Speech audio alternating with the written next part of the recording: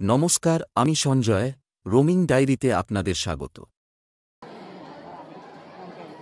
এই পর্বে আপনাদের বলবো এই বৈদ্যনাথ ধামের কিছু ইতিহাস এবং একই সঙ্গে ঘুরিয়ে দেখাবো বাবার মন্দির চত্বর।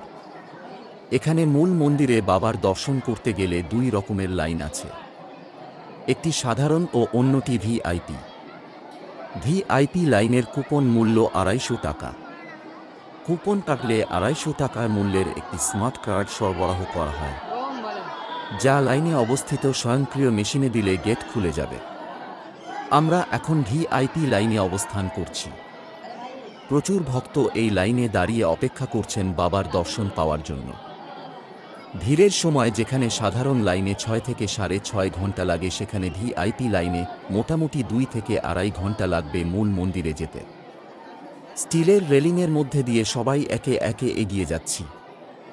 কিছু দর্শনার্থী স্মার্টফোনে নিজের সেলফি ধরে রাখছেন, আবার কিছু ভক্ত কপালে তিলক কেটে অধীর আগ্রহে এগিয়ে চলছেন বাবার দর্শন লাভের আশায়।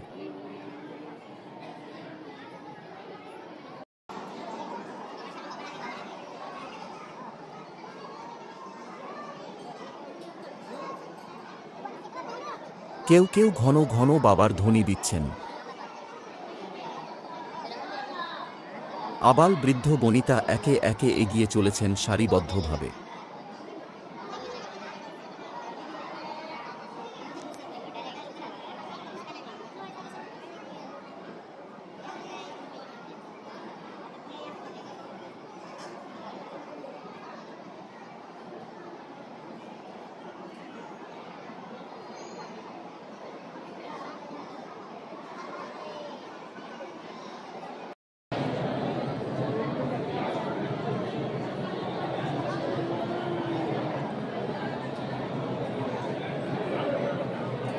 ছোট্ট জিয়াও বাবার সাথে লাইনে দাঁড়িয়ে আছে দর্শন লাভের আশায়।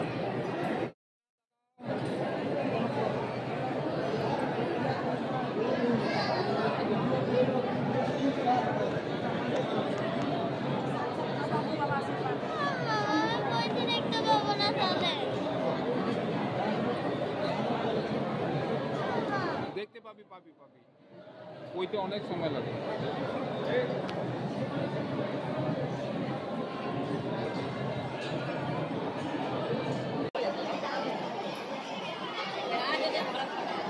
এ এক অদ্ভুত পরিবেশ, কারোর মধ্যে কোনো ক্লান্তির ছাপ নেই, সকলে ধৈর্য ধরে এগিয়ে চলছেন।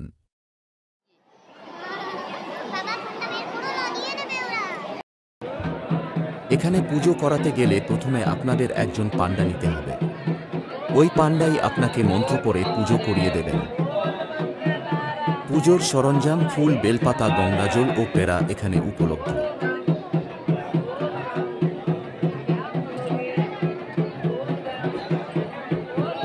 এখানে বলে রাখা ভালো যে পুজো আর্চা সব গর্ভগৃহের বাইরেই হয়ে থাকে, তারপর মূল মন্দিরের ভিতরে গিয়ে বাবার মাথায় জল ঢেলে আসতে হয়।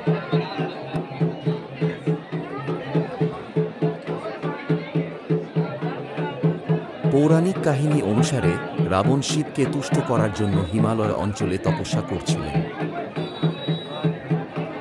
তিনি তাঁর ৯টি মস্তক শিবের উদ্দেশ্যে নিবেদন করেন। যখন তিনি তার ১০ম মস্তক উৎসর্গ করতে যাচ্ছিলেন, শিব তাঁর সামনে উপস্থিত হলেন এবং নৈবেদ্য নিয়ে সন্তুষ্টি প্রকাশ করলেন। তারপর শিব জিজ্ঞাসা করলেন তিনি কি বর চান। রাবণ শিবলিঙ্গ লঙ্কা দ্বীপে নিয়ে যেতে বলেন এবং শিবকে কৈলাস থেকে লঙ্কায় নিয়ে যাওয়ার ইচ্ছা প্রকাশ করেন। শিব রাবণের অনুরোধে রাজি হলেন, কিন্তু শর্ত দিয়ে। তিনি বলেছিলেন যে যদি শিবলিঙ্গটি পথে স্থাপন করা হয় তবে এটি দেবতার স্থায়ী আবাসে পরিণত হবে এবং কখনো সরানো যাবে না। শিব কৈলাস পর্বতে তাঁর বাসস্থান থেকে চলে গেছেন শুনে স্বর্গীয় দেবতারা চিন্তিত হয়ে পড়েন। তারা বিষ্ণুর কাছে সমাধান চাইল। বিষ্ণু জলের সাথে যুক্ত দেবতা বরুণকে আচমনের মাধ্যমে রাবণের পেটে প্রবেশ করতে বলেছিলেন, একটি আচার যার মধ্যে হাতের তালু থেকে জল চুমুক দেওয়া হয়। আচমন করার ফলস্বরূপ রাবণ শিবলিঙ্গ নিয়ে লঙ্কার উদ্দেশ্যে রওনা হন এবং দেওঘরের আশেপাশে প্রকৃতির ডাকে সাড়া দেওয়ার প্রয়োজন অনুভব করেন। পৌরাণিক গল্পে বলা হয়েছে যে বিষ্ণু বৈজু নামে একটি গোপালের রূপ ধারণ করেছিলেন। রাবণ যখন প্রকৃতির ডাকে সাড়া দিচ্ছিলেন, তখন তিনি এই গোপালকে একটি শিবলিঙ্গ দিলেন।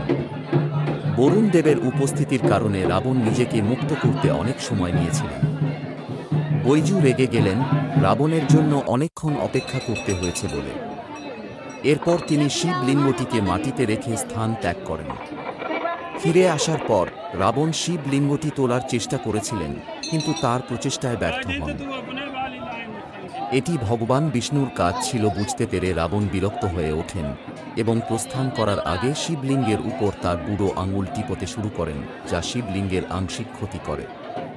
এই শিবলিঙ্গটি তখন ব্রহ্মা, বিষ্ণু এবং অন্যান্য দেবতাদের দ্বারা পূজিত হয়েছিল এবং তারা বৈদ্যনাথ মন্দির নির্মাণ করেছিলেন। সেই থেকে মহাদেব লিঙ্গের মূর্ত প্রতীক হিসেবে দেওঘরে বাস করেন। এটা বিশ্বাস করা হয় যে অরিদ্রা নক্ষত্রের রাতে শিব প্রথম জ্যোতির্লিঙ্গ হিসাবে নিজেকে প্রকাশ করেছিলেন। এইভাবে জ্যোতির্লিঙ্গের প্রতি বিশেষ শ্রদ্ধা। বৈদ্যনাথের একই মন্দিরকে ৫১টি শক্তিপীঠের মধ্যে একটি হিসাবে বিবেচনা করা হয়, যেখানে সতীর হৃদয় পতিত হয়েছিল ভগবান বিষ্ণুর সুদর্শন চক্র দ্বারা বিচ্ছিন্ন হওয়ার পরে। দক্ষিণানী এর দেহ থেকে প্রেমিকা দ্বারা বহন করা বিচলিত শিব, যেখানে সংশ্লিষ্ট মন্দির নির্মিত হয়েছে সেখানে সতীর হৃদয় এখানে পড়েছিল বলে স্থানটিকে হরদাপীঠও বলা হয়। এখানে সতীকে জয়া দুর্গা এবং ভগবান ভৈরব বৈদ্যনাথ বা বৈদ্যনাথ রূপে পূজা করা হয়। দাক্ষাণী পাহাড়ের রাজা হিমাবতের কন্যা পার্বতী এবং তার স্ত্রী দেবী মেনা হিসাবে পুনর্জন্ম গ্রহণ করেছিলেন। শিব মহাপুরাণ অনুসারে একবার ব্রহ্মা এবং বিষ্ণু সৃষ্টির আধিপত্যের পরিপ্রেক্ষিতে তর্ক করেছিলেন। তাদের পরীক্ষা করার জন্য শিব জ্যোতির্লিঙ্গ আলোর একটি বিশাল অন্তহীন স্তম্ভ হিসাবে ৩টি জগতকে বিদ্ধ করেছিলেন। বিষ্ণু এবং ব্রহ্মা উভয় দিকে আলোর শেষ খুঁজে পেতে যথাক্রমে নিচের দিকে এবং উপরের দিকে তাদের পথ বিভক্ত করেন। ব্রহ্মা মিথ্যা বলেছিলেন যে তিনি শেষ খুঁজে পেয়েছেন, অন্যদিকে বিষ্ণু তার পরাজয় স্বীকার করেছেন। শিব আলোর দ্বিতীয় স্তম্ভ হিসাবে আবির্ভূত হয়েছিলেন এবং ব্রহ্মাকে অভিশাপ দিয়েছিলেন যে তাঁর আনুষ্ঠানিকতায় কোনো স্থান থাকবে না যখন অনন্তকালের শেষ পর্যন্ত বিষ্ণুর উপাসনা করা হবে। জ্যোতির্লিঙ্গ হল পরম আংশিক বাস্তবতা, যার মধ্যে শিব আংশিকভাবে আবির্ভূত হয়। জ্যোতির্লিঙ্গ মন্দিরগুলি এইভাবে এমন স্থান যেখানে শিব আলোর জ্বলন্ত স্তম্ভ হিসাবে আবির্ভূত হয়েছিল। প্রাথমিকভাবে ৬৪টি জ্যোতির্লিঙ্গ বলে বিশ্বাস করা হয় এবং এর মধ্যে ১২টি অত্যন্ত শুভ ও পবিত্র বলে বিবেচিত হয়।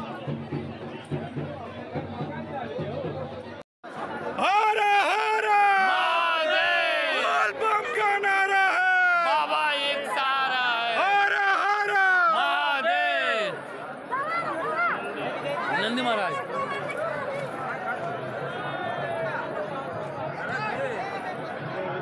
১২টি জ্যোতির্লিঙ্গের প্রতিটি স্থানই প্রধান দেবতার নাম নেয়, প্রতিটি শিবের ভিন্ন প্রকাশ বলে মনে করা হয়।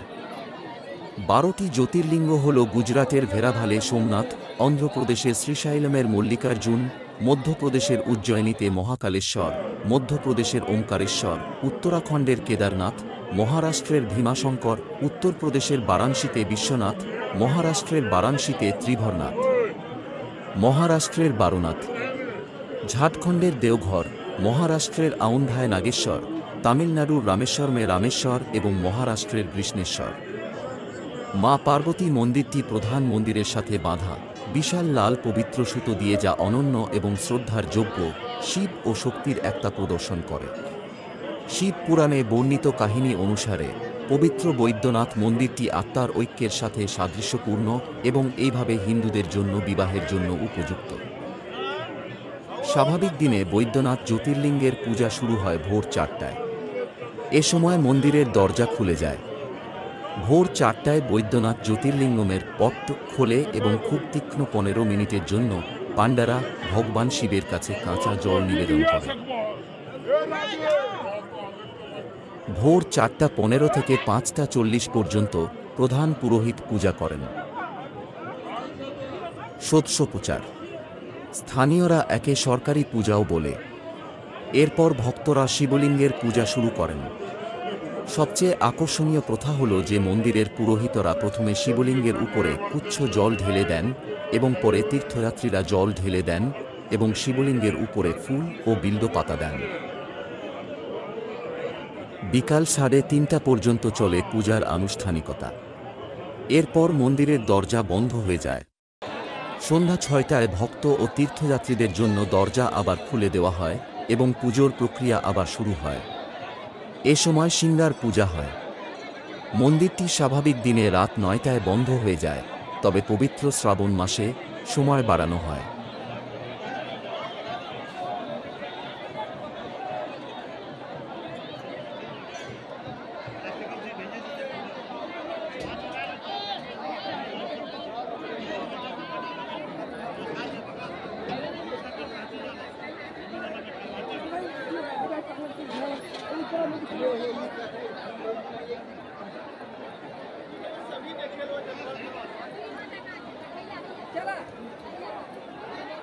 সোমনাথ বা রামেশ্বরম বা শ্রীশৈলমের বিপরীতে এখানে ভক্তরা জ্যোতির্লিঙ্গে অভিষেক নিবেদন করে তৃপ্তি পেতে পারেন। প্যারা একটি স্থানীয় মিষ্টি এবং দেওঘরের বিশেষত্ব। বাবাধামে প্রসাদ এবং দান গ্রহণের জন্য একটি নিয়মিত এবং সুপরিচালিত অফিস রয়েছে। মৎস্যপুরাণ স্থানটিকে আরোগ্য বৈদ্যনাথী বলে বর্ণনা করে, সেই পবিত্র স্থান যেখানে শক্তি বাস করেন এবং মানুষকে দুরারোগ্য রোগ থেকে মুক্ত করতে শিবকে সহায়তা করেন।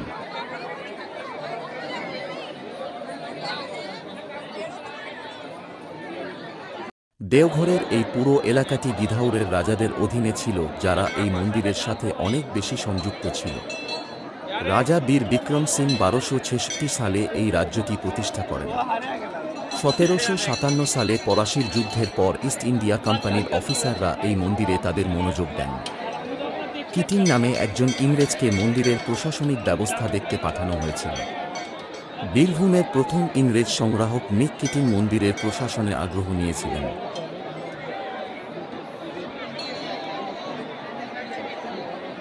প্রতি বছর লক্ষাধিক তীর্থযাত্রী এই মন্দিরে যান।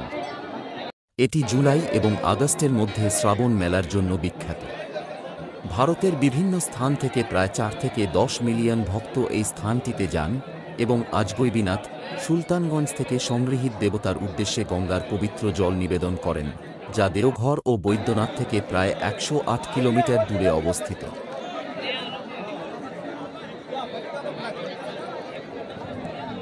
ভক্তরা খালি পায়ে সমস্ত দূরত্ব পায়ে হেঁটে যায়। আপনি দেখতে পাবেন যে বিশাল জনসমাগম জল নিয়ে হাঁটছে। গেরুয়া কাপড়ে মানুষের একটি অবিচ্ছিন্ন লাইন শ্রাবণ মাস ধরে পুরো 108 কিলোমিটার জুড়ে বিস্তৃত। তীর্থযাত্রীদের ডাক বম বলা হয় এবং তারা ভাগলপুর জেলার সুলতানগঞ্জে অবস্থিত আজগৈবিনাথ মন্দির থেকে বৈদ্যনাথ পর্যন্ত যাত্রা।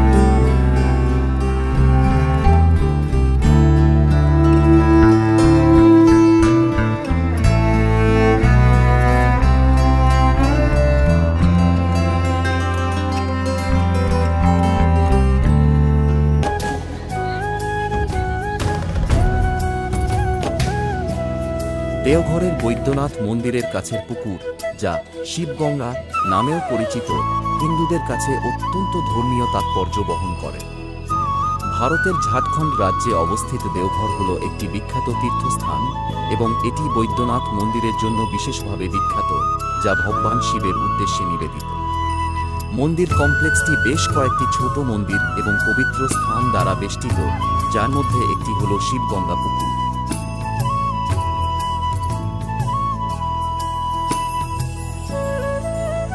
শিবগঙ্গা পুকুরে ঐশ্বরিক বৈশিষ্ট্য রয়েছে বলে বিশ্বাস করা হয় এবং বৈদ্যনাথ মন্দিরে আসা ভক্তদের দ্বারা পবিত্র বলে মনে করা হয়।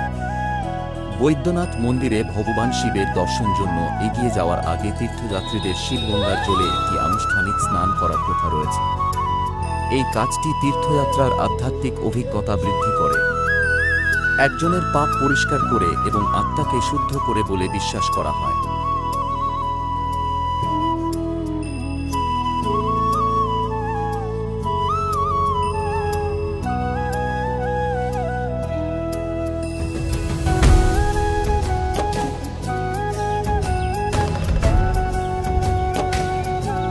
ধর্মীয় গুরুত্ব ছাড়াও শিবগঙ্গা পুকুরটি সাংস্কৃতিক ও ঐতিহাসিক গুরুত্ব বহন করে। বৈদ্যনাথ মন্দির এবং দেওঘর শহরের সাথে যুক্ত স্থানীয় লোককাহিনী এবং কিংবদন্তিতে এটি প্রায়শই উল্লেখ করা হয়েছে। সামগ্রিকভাবে বৈদ্যনাথ মন্দিরের কাছে শিবগঙ্গা পুকুরটি কেবল একটি শারীরিক বৈশিষ্ট্য নয়, বরং দেওঘরের ধর্মীয় ও সাংস্কৃতিক কাঠামোর একটি অবিচ্ছেদ্য অঙ্গ, যা আধ্যাত্মিক সান্ত্বনা এবং ঐশ্বরিক আশীর্বাদের সন্ধানকারী ভক্ত এবং পর্যটকদের একইভাবে আকর্ষণ করে।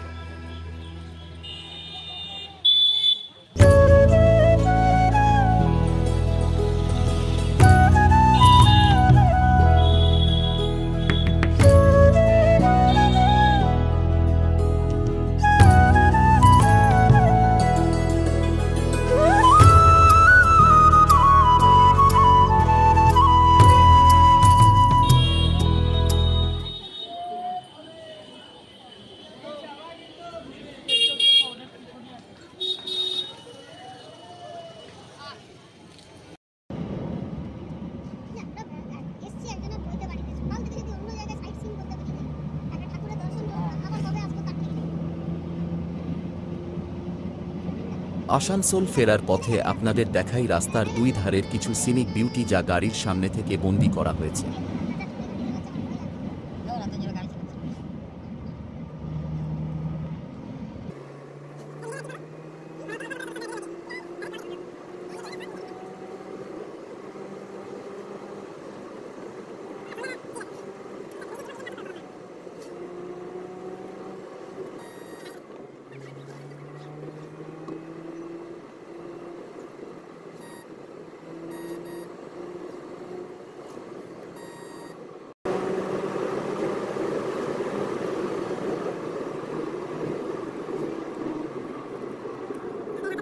ফেরার সময় আমরা সারোট হয়ে চিত্রা, ওপেনকাস্ট, জামতারা, মিহিজাম ও সালানপুর চেকপোস্ট পেরিয়ে আসি।